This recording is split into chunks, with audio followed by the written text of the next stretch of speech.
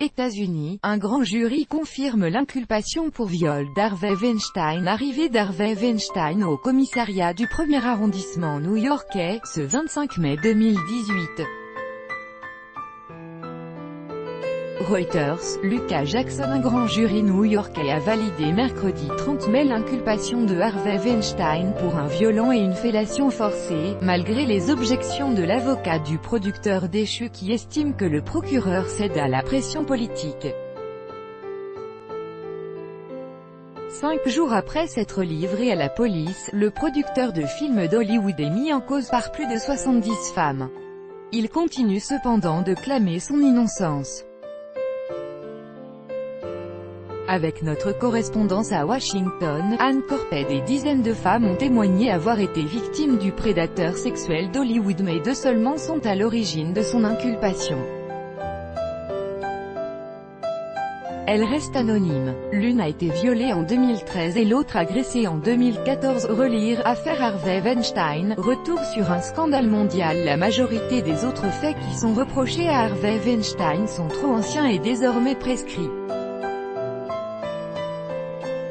Notre enquête est toujours en cours.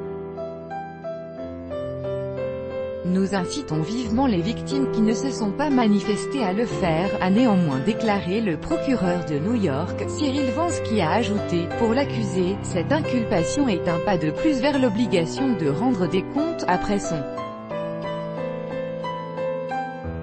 inculpation vendredi 25 mai. Les preuves réunies contre Weinstein par le procureur de Manhattan devaient encore être validées par un grand jury, un panel de jurés qui, selon le système judiciaire américain, doit vérifier que les preuves sont suffisantes pour une inculpation.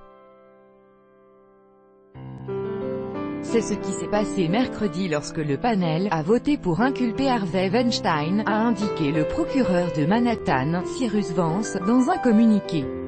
S'il est reconnu coupable, Harvey Weinstein risque entre 5 et 25 ans de prison. Après que son client se soit livré à la police vendredi 25 mai, son avocat a assuré que toutes les relations sexuelles de son client avaient été consenties. Il a estimé ce mercredi qu'une inculpation était inévitable du fait des pressions politiques injustes qui pèsent sur le dossier. La révélation par la presse à l'automne dernier des agissements du producteur a donné lieu à un vaste mouvement de libération de la parole des femmes. Dans la foulée d'Harvey Weinstein, des dizaines d'hommes, parfois très connus, accusés de viol ou d'agression sexuelle, ont soudain chuté de leur piédestal. Certains, comme le producteur d'Hollywood, devront rendre des comptes à la justice.